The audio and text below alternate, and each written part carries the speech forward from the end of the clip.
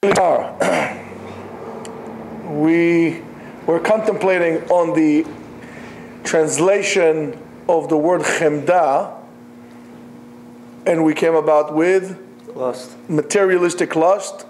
What else? Yearning, coveting, etc., etc., etc. All these things. So let's call it chemda, and you know what we're talking about. Chemda avatuma is the father of all impurities.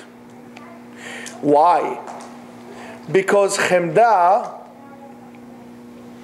brings about hatred, jealousy, brings gezel, oppression, shvuat shaker, swearing in vain, killing, which is the 10th, by the way, of the 10th commandment, and we already said that that is corresponds with Ani Hashem Elokecha. It starts with Ani Hashem Elokecha, ends with Thou should not covet, and that's everything else is all in between. And it says V'shkula kechulan, and it all depends. All the other ones: don't kill, don't lie, don't swear, don't this, don't that. It's all comparable with that. Take all the other commandments, put them against that one. They're all going to be equal. Why? Your eyes are not going to ever be content like the eyes of a snake. It's always empty. It's always wanting more. It's never enough. On the nachash, on the snake, we say he eats dirt. Why? It needs to digest. So therefore, that's what he eats. That's a lot. And why? Because it's never enough for him. He always wants more. You give him a steak, he wants two. You give him two, he wants a whole cow. So therefore, there's something wrong with a person who never says, okay, Baruch Hashem, I have enough. Toda Rabah, thank you. I want more, I want more, I want more. At what price? You want to get a big job. You want to make a lot of money. You want to be a big shot lawyer. Nothing against them, but you want to be a big shot lawyer. That's not a problem. I don't have a problem with that. Do you have a problem with that? Do you know what's involved in that? What's your price? Are you going to work 16, 17 hours a day? Yeah, I'm going to work it for a few hours, for a few years. After that, it's all going to be okay. Who told you you're going to make it like that? Do you know what you're getting yourself into? How about you going to work for 16, 17 hours, 10 years in your life? 10 years compared with the rest. But what are you going to sacrifice along the line? How about your kids? How about your wife? How about your relationship? How about you as a person? Are you going to have time for yourself to grow? What are you paying for that? I'm not saying don't work. I'm not saying don't strive. But with a limit as well. That should have a limit. You're letting your desires out of control. You want to be a doctor. Why do you want to be a doctor? Do you know what's involved with being a doctor? Are you willing to sacrifice being a doctor 10 years out of your life, working 72-hour shifts, etc., etc., etc., and later on going on opening your practice and doing all this thing? When are you going to have time for your kids? You're going to have kids, won't you? When are you going to have time then? What do you bother bringing your kids if you want to be a doctor? I mean, again, we all need doctors. But what do you want to do that? What's the true reason you want to do that? Why would you do this to your kid? Be a father, never there. I'm saying, listen, sometimes life will throw you in such situations that you will have to do this. But that's life. But deliberately to put yourself in a situation like this, what are you, crazy? What's wrong with you? What example do you give to your kids? So let's say, for example, you say, well, a person can learn in Yeshiva for 12 hours a day and 16 hours a day once he's kids. You're right, but you're telling your kids something that's important. And yet, together with that, make sure you tell your kids that they're important too, because you don't want your kids to say, well, the Torah was more important to me than my father. Therefore, you know what? Let the Torah visit him when he's in a nursing home. You got to have the balance. So if you're going to give your kids an example, the money is the most important thing in life, guess what? When you're going to have a lot of money one day, since this is what you told your kids, that's the most important thing in your life, you are going to be the obstacle between your kids and the money. How about that? Were you willing to pay the price?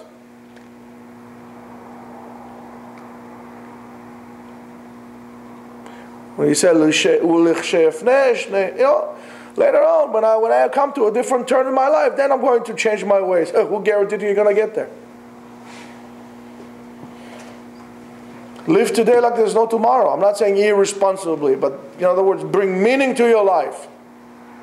Remember we were saying, live like you were dying. It's exactly it. You were giving 2 years to live. That's it. Shalom. Finish. What are you going to do? You're going to still collect your money. Where are you going to go with this? Are you going to appreciate your kids? Are you going to talk to your wife a little different? Are you going to pause and actually take a breath and give your son a big hug when he comes from school? Are you going to yell at him why he got a D instead of a C or a C instead of an A? Is that really what's most important in life? Do we drive our kids mishuganas on the fact of making them all, and that this is how we corrupt our kids? We're telling the kids that the most important thing is the grade, not how you got it, not what you learned from it. The most important thing is the grade. Why did you get an A? I don't care about the A's. Why don't you do your homework? I don't believe in homework. I think homeworks are wrong. The kid stays in school until 6 o'clock at night. When are you going to let him be a kid? When he's going to be 20 years old? Why don't we tell the kids, listen, are you learning in school? I don't care about the grade. Are you learning anything? Do we encourage learning? No. So we corrupt the kids from the beginning. And it's a game that we play. We don't want to have meaning in our lives. And whoever it is, the big matrix, doesn't want us to have meaning in our life. HaKadosh Baruch Hu doesn't want you to have meaning in your life.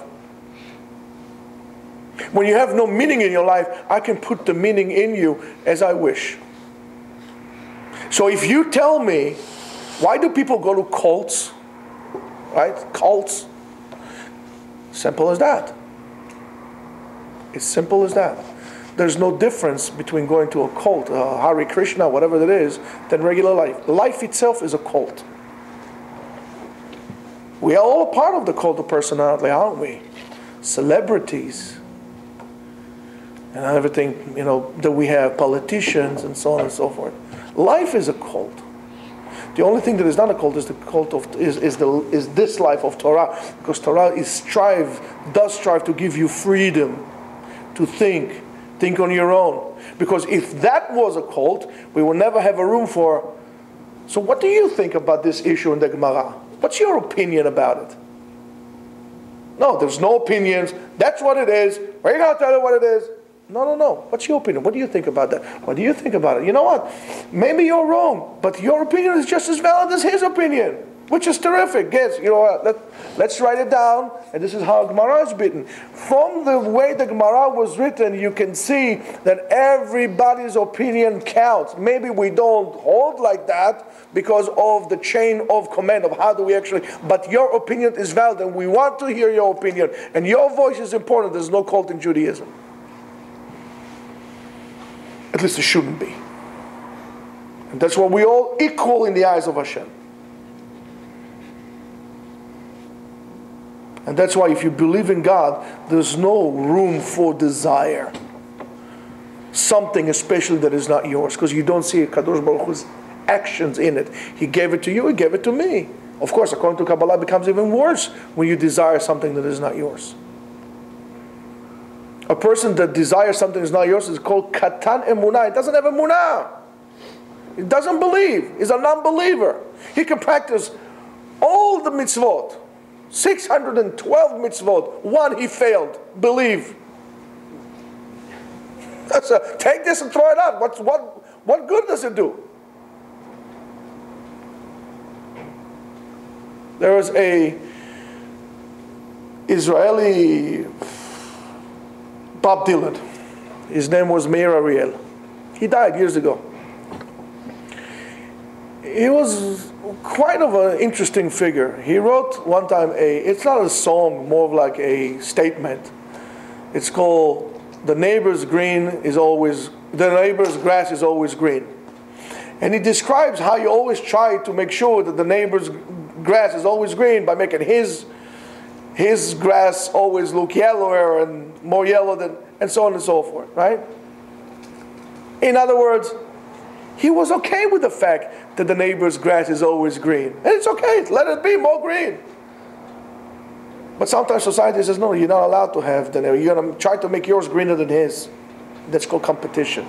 That's called not believing in Hashem, that realizing that everybody gets what he gets. So your garden is nicer than mine. What can I tell you? I plant vegetables, you plant flowers.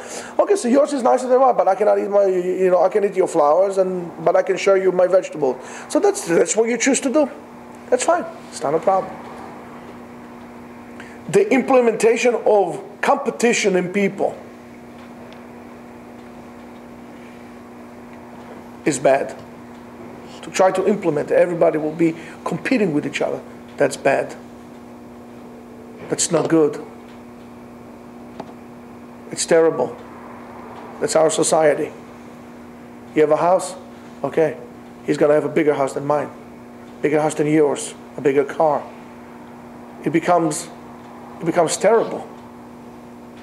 That is, a person like this is not a person who has an emunah. A person like this is a miserable person. How much does your son get in school?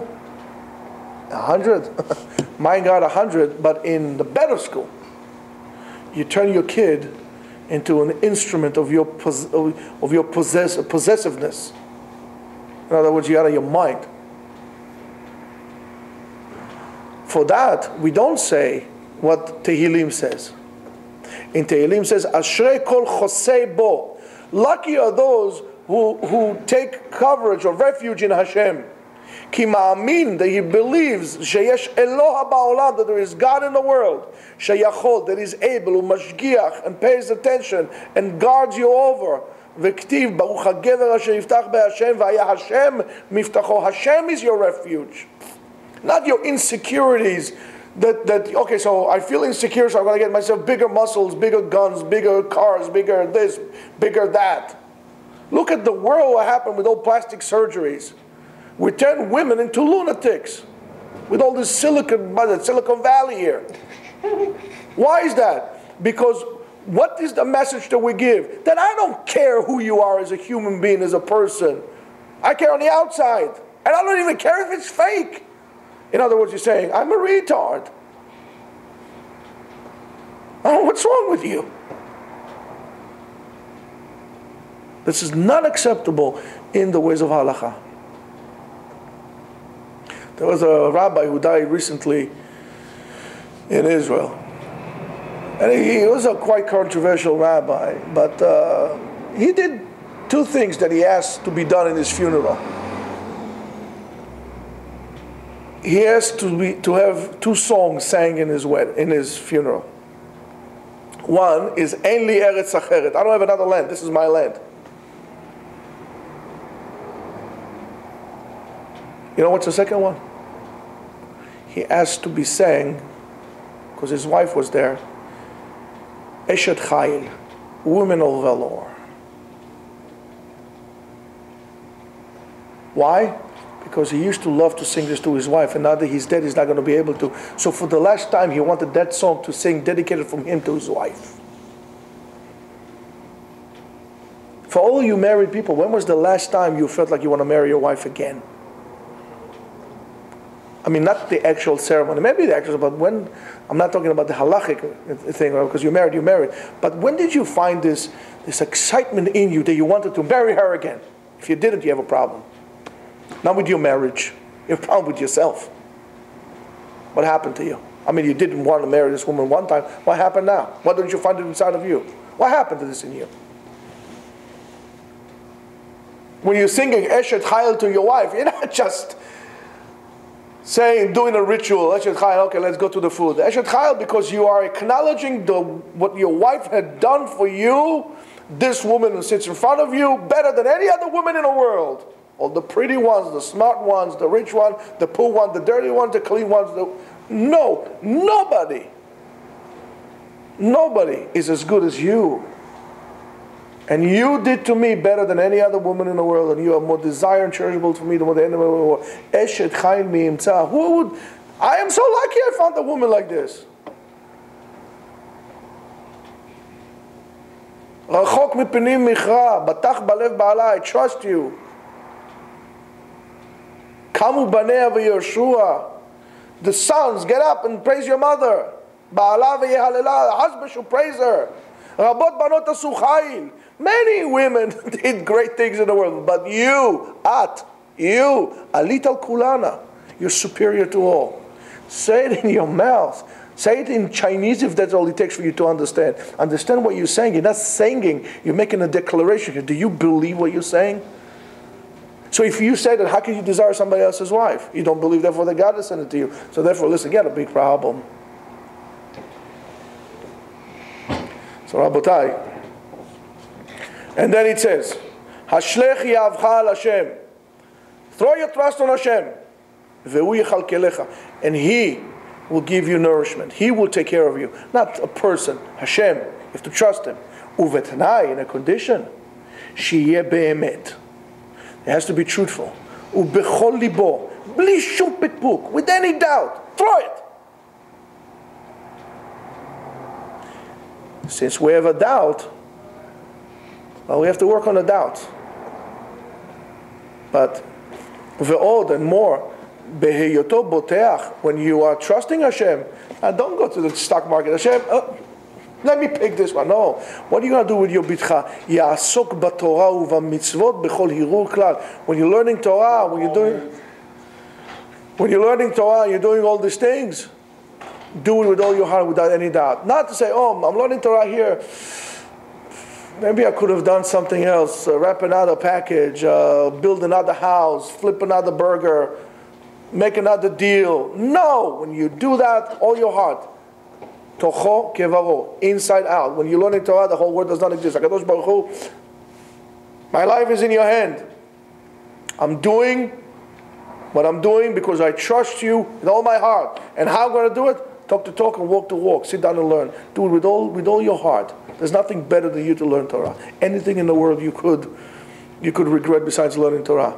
But do it truthfully. Don't do it in order to get a reward. Do it because that's what you want HaKadosh Baruch Hu. So thank HaKadosh Baruch Hu for everything you have. Even if you have a 15-year-old jalopy. As a matter of fact, if anybody wants to sell a nice pickup truck, it's old, I'll take it. The older the better.